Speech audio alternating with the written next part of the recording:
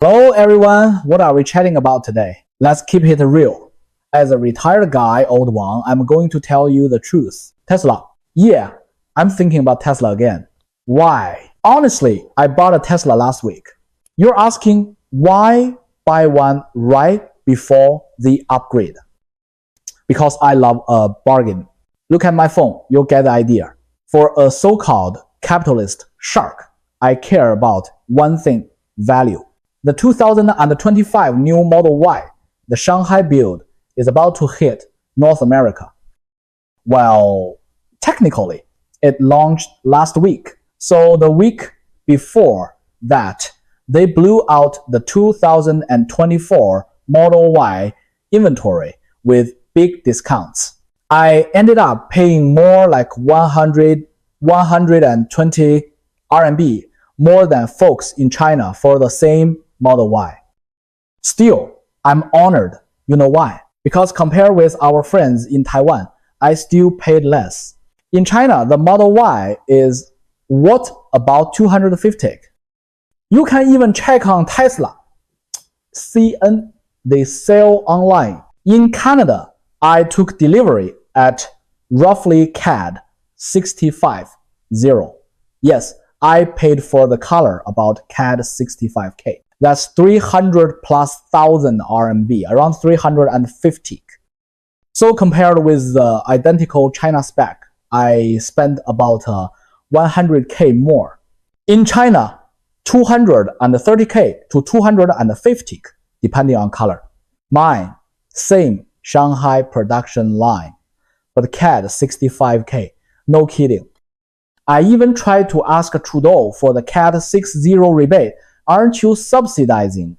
He looks over Trump's back subsidy. Hold. Where did the money go? We pay all these taxes. Bottom line, friends in mainland China, just buy it. You're getting the cheapest Teslas in the world. Canada and the EU pay way more, about 100K more. In China, you're paying like CAD 40-45K. Here is CAD 60-65K.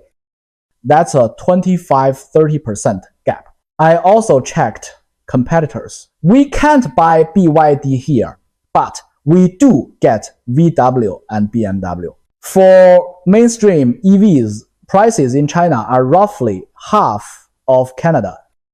No joke, 150 in China becomes 300K here. Times change. 30 years east of the river, 30 years west. Back then in China, when money first started flowing, buying a VW meant buying a 20-year-old design, the Santana or Jetta, we'd pay 150, while in Europe, those old models were like a few thousand euros, 50, 60. Why so expensive in China? Because we couldn't build it yet. Supply couldn't meet demand. Legend has it, the German side said, let's price at 80K. And the local side said, no, make it 180K. Boom, world's priciest Santana. Fast forward, policy improved, industry raced ahead, yes, with some American open sourcing helping, and suddenly China's EVs became the world's cheapest. Buy in the US, Japan, Canada, Taiwan, all pricier than China. That's just facts. Are China's consumers flush? Not really. But Canada's economy isn't great either. Only the US is doing okay. Europe's rough, Japan's worse, Taiwan so-so. I once bought a Mercedes for 1.7 million over a decade ago, and I still regret it. That cash could have been a nice townhouse in Beijing back then. Anyway, let's get back to Tesla. All in, my 2024 Model Y long-range white paint with insurance and everything came to about 80 over 400K. Compare that with buying in Shanghai, same car, same line, no real difference. I mainly bought it because my older daughter's at university. She'll need to drive once dorms and in second year. Key point on financing. In Shanghai, you can get 5 years at 0%, like 60 down, 0 interest. In Canada, Tesla financing is 5.996%. So loans are not cost effective. You're better off paying cash.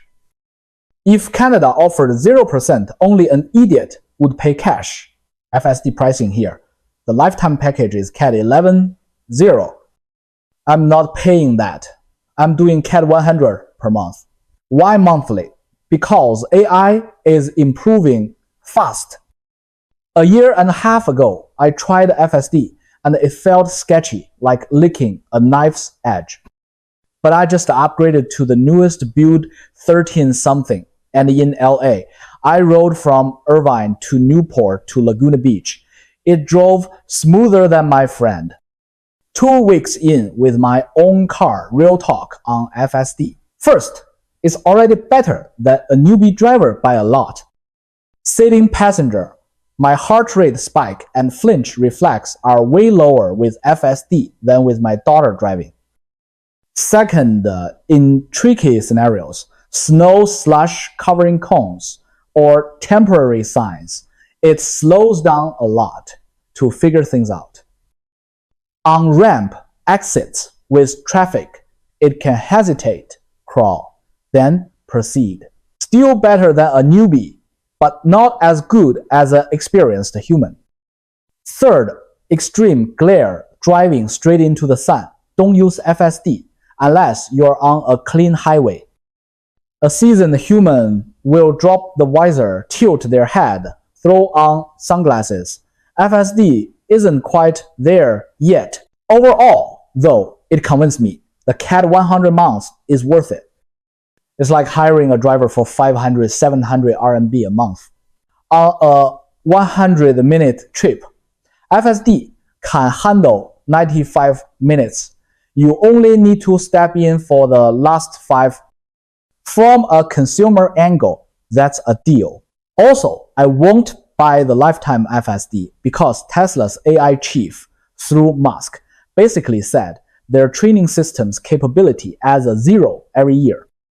Last year, I mocked FSD for driving like a maniac.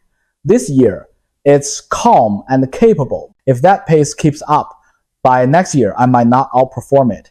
And with robotaxis coming the year after, who knows? Maybe it becomes cheap or even bundled.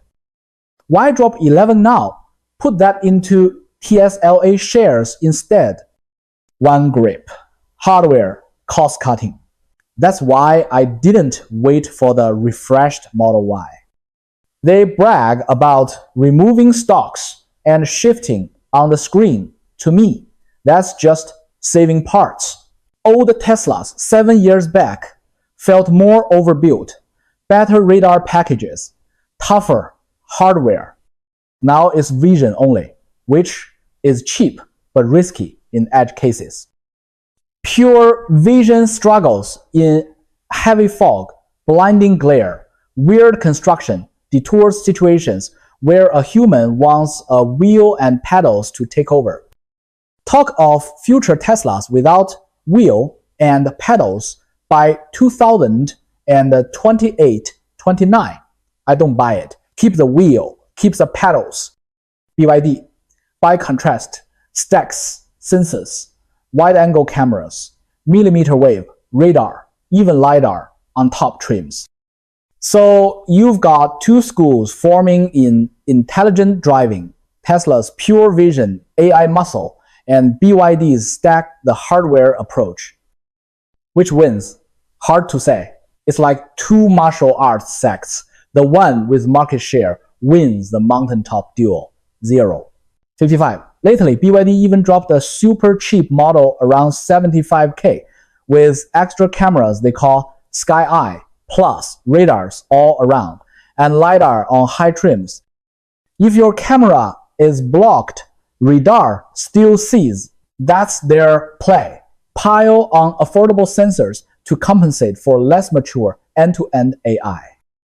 And that changes the game for everyone else. Ford, GM, Toyota, Honda, they can buy the weapons and need less AI compute per car. It's a potential shakeup for Tesla's mode. So what's BYD's real age? Costs. ruthlessly low cost. Their playbook squeezes the entire supply chain, pushing vendors to the limit on price and payment terms. Suppliers tell me it's common to get paid late 9 months if you're lucky, even 12 months sometimes. I've got friends in Suzhou who supplied parts, got strung along for a year, finally quit, and only collected the tail payment 2 years later. Harsh. Absolutely. But the flip side is brutal selection. If your company can survive BYD's gauntlet, you emerge world-class in cost control and quality discipline. The ones who make it out of that valley of villains, when they go global, they become the boss anywhere. This pressure cooker has crushed sensor prices. Think about LiDAR units that used to cost around 70 have been driven down near 70 in just a couple of years, with performance that's still solid. Millimeter wave radar cameras, same story, relentless price compression. If I were Musk, at some point, I'd just slap a LiDAR on the high-end trims and call it a day. Pure vision is elegant, but when the incremental car-level compute cost can't beat a cheap sensor, you compromise and move on. So you end up with two doctrines: vision-only AI versus stack the sensors. America's strength is breakthrough software and training pipelines. China's strength is weaponizing hardware at scale and at price. For everyday safety, block a camera with mud or glare and the radar still sees. On top trims, add LiDAR and your perception redundancy goes way up. You don't even need the most bleeding edge AI to get decent autonomy. That's the disruptive part. Markets notice BYD's super cheap model around the 75K shipping with assisted driving features is a shot across the bow for every mid-tier automaker. If the car is 75K and it drives itself a lot of the time, how do you compete charging extra just for software? Wall Street follows profit pools. If sensor-heavy, low-margin cars explode in volume, the value shifts from pure AI subscriptions to whoever can scale hardware cheaply. That doesn't kill Tesla, but it dents the we own autonomy economics story. Back to financing reality in China, you're seeing 0% 5-year offers on mainstream EVs. In Canada, buying on 6% finance is painful. Pay cash if you can. If Canada offered 0%, only a fool would hand over cash. FSD subscription math still favors monthly. CAD 100 a month is like hiring a driver for 500 700 RMB. On a 100-minute drive, if it handles 95 minutes, your quality of life goes way up for cheap. Edge cases remain heavy roadworks with weird cones, fresh detours, snow and slush, covering temporary signs. Veteran humans still read the road better. In extreme sun glare, do not trust FSD in city traffic. Save it for clean highway stretches. Will Tesla really delete the wheel and pedals around 2028-29? I'm skeptical. You still need manual controls for fog banks, whiteouts, and all those once-in-a-year act of nature moments. Meanwhile, BYD's philosophy is, if pure vision is a sword master, then bring a squad 3 Heaven Eye cameras up front, radars all around, LiDAR at the top. Is it elegant? Maybe not. Is it effective for mass safety and scale? Very. And because China makes the sensors, the weapons room is right downstairs. You want the Dragon Slayer blade with 9 rings or 13. Pick your spec. Pay less than last quarter. That's why I say, if BYD's path proves out, legacy car makers get a second life. Ford, GM, Toyota, Honda, they can buy the weapons, run smaller AI stacks, and still deliver credible autonomy. It wouldn't dethrone Tesla overnight, but it would shrink the gap fast. For now, if you live in North America like me, your best EV bet is still Tesla. Don't touch the other Western EVs. no AI mode, and often fewer sensors too. Until they fix that, they're walking dead, just moving bodies. Now, let's zoom out to the bigger picture. The EV race isn't just Tesla versus BYD, it's the whole supply chain ecosystem. China's battery and sensor network is operating like a well-oiled machine. From rare earth mining to final assembly, every layer is optimized for speed and cost. Policy is a big part of it. Beijing's local subsidies may look smaller now, but the infrastructure incentives land, power rates, logistics still quietly tilt the field. And when provinces compete to host factories, the hidden discounts get even larger. Meanwhile, in North America and Europe, politics is messy. Inflation reduction credits sound good, but construction delays and the local resistance slow everything down. Permits drag on, labor is expensive, and interest rates bite into every project budget. So even if Western automakers want to catch up, the economics are rough. Their sensor suppliers can't match the prices. China's ecosystem is now delivering. Every extra month of delay lets BYD and other Chinese makers pull further ahead. Add in AI. Tesla is pouring billions into neural net training. They double compute power almost every year. But China's universities and startups are now training vision models at massive scale too. And when you combine that with ultra-cheap sensors, you get a hybrid path.